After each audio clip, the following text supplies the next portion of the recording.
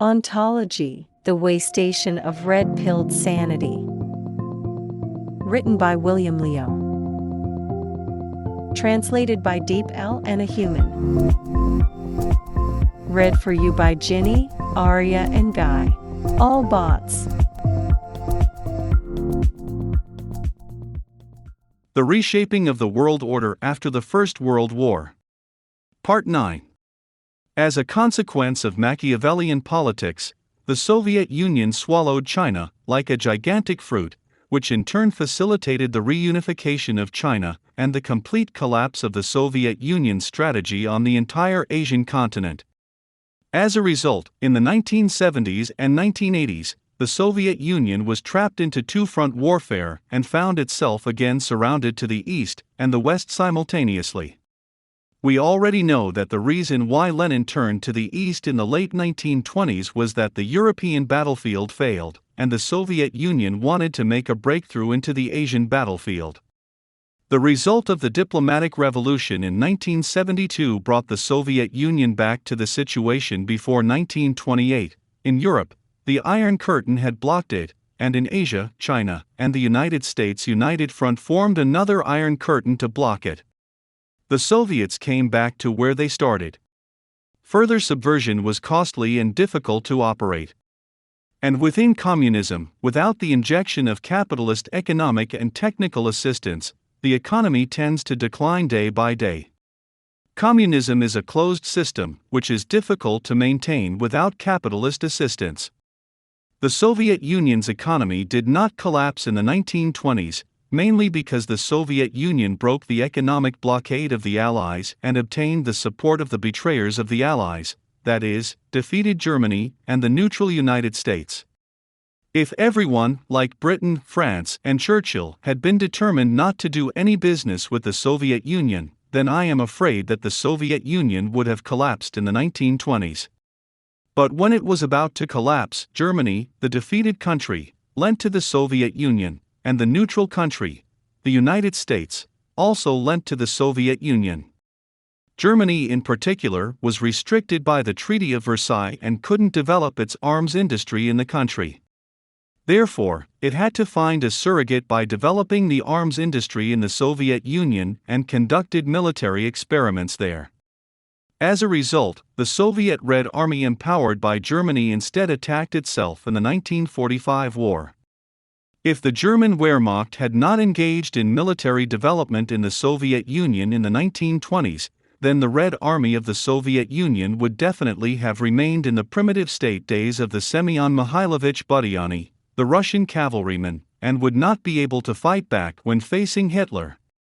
It was precise because Germany formed the German-Soviet alliance in effect in order to make trouble for the Allied powers, and the Soviet Union built on the basis of Germany, which enabled them, first, to avoid starvation to death in the 1920s, second, to maintain combat abilities in the world.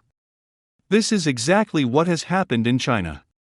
If China hadn't introduced American capital in the 1980s, it would have been over in 1989.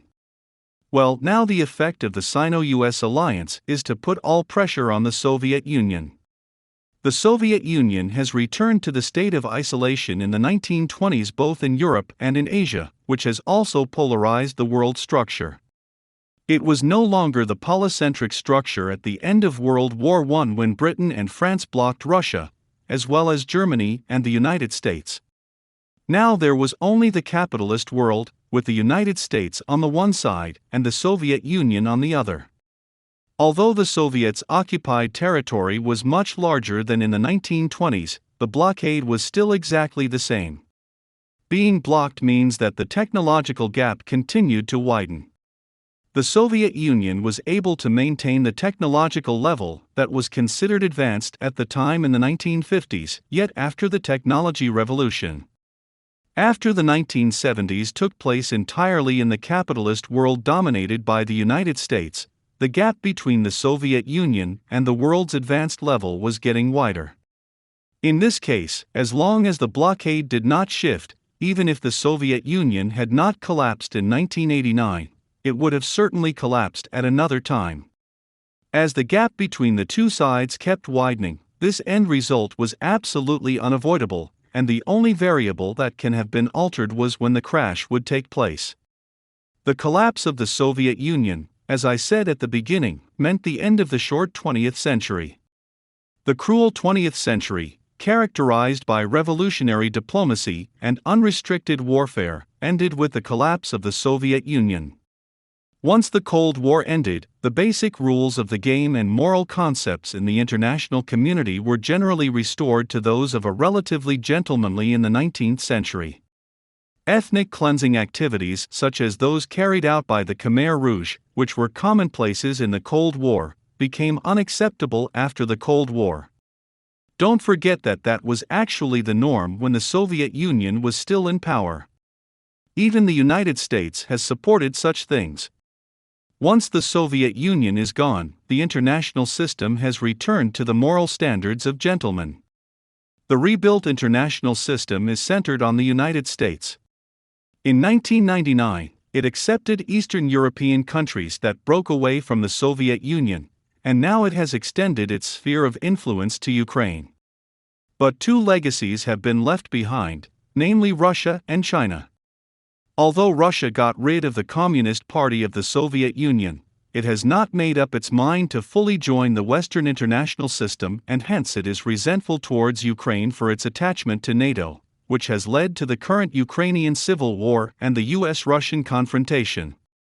On the other hand, China also presents a very serious problem because the alliance between China and the United States in the 1972 diplomatic revolution is an opportunistic alliance. It does not mean that the United States recognizes the Communist Party, nor does it mean that the Chinese Communist Party admits its errors. The two countries united against the Soviet Union. With the collapse of the Soviet Union, this alliance ended. Therefore, China was facing tremendous diplomatic pressure in the early 21st century after the 1990s. At this time, bin Laden rescued China again. Due to the rise of Islamism and the need for Sino-US anti-terrorism partnership, as well as Sino-US cooperation in the WTO, China and the United States once again formed the second opportunist alliance in the Jiang Zemin era, maintaining economic prosperity and stability in the first decade of the 21st century. With the basic evolution of the Middle East situation and China's gradual dissatisfaction, this second opportunistic alliance has finally dissolved. So in the future we can anticipate that the Far East Cold War pattern established by the Korean War is being shaken. From the perspective of international relations, you can tell that the series of events on the Diaoyu Islands, the South China Sea, and Taiwan are the result of the reshuffle of the Cold War system in the Far East in 1955. The Cold War system ended in Europe in 1989, but it has not yet ended in the Far East. Therefore, the international system in the Far East is still in a state of confusion, and neither party is satisfied with the Cold War arrangement. As you can imagine, from the perspective of the mainstream of the world or the United States, it hopes that the disintegration of the Soviet Union will mean the complete end of the Cold War. A complete end, of course, in the spirit of the total victory of the free world as the end, and it wants China to join the system through some kind of peaceful evolution. China, on the other hand, feels that through its opportunistic efforts it has accumulated a certain amount of national strength. It hopes to modify the blockade imposed on it by the 1955 system, the essence of which was the blockade imposed on the Soviet Union and China by the US allies in the Far East, with the United States at its core. The opportunistic diplomacy in the 1980s temporarily granted China special treatment by the US, which expired with the disintegration of the Soviet Union and the events of 1989. China has reverted to a largely blocked state, which engages in adventurous diplomatic activities to try to break this state of blockade. Therefore, it can be said that the current international system, which began in 1989 in the new 21st century, has shown very interesting characteristics. China and Russia represent part of the short-lived 20th century heritage, while the West, led by the United States, has partially revived the features of the long 19th century. Only the United Kingdom was replaced by the United States as the herald of peace and order with certain features of progressivism in the century. These two systems are locked in a major contest. It doesn't make much sense for you to simply discuss various domestic factors. As I said earlier, the destiny of Qing dynasty and Japan was not determined by their own domestic factors, but by whose ride they were taking. The Japanese chose to take the British ride, but the Qing dynasty did not. The Japanese later chose to take the American ride, but China did not. The fundamental strategy of choosing different ecological niches in the international system greatly affected their domestic welfare. And the fate of Chinese individuals, be it Li Hongzhang, Chiang Kai-shek or Mao Zedong, or Wang Hongwen and Deng Xiaoping, to a large, if not a major extent, is decided by this system's impact on China. Similarly, you can't claim that your future within the company depends on the personal ability and contribution of your own. That is not the case.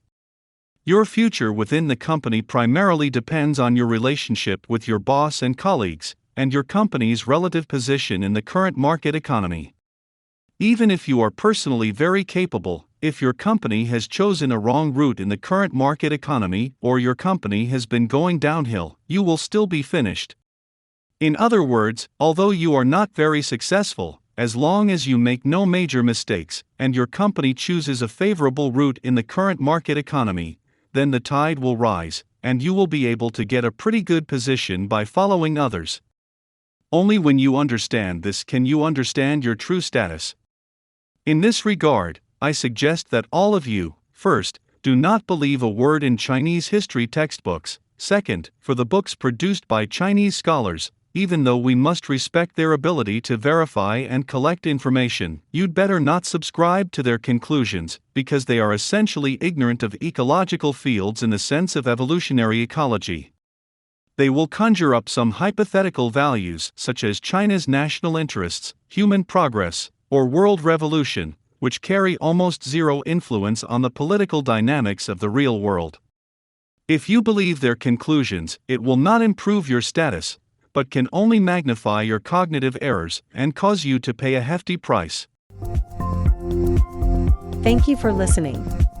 This is a podcast series produced by Luminous Society. Luminous Society provides you with an alternative historical narrative.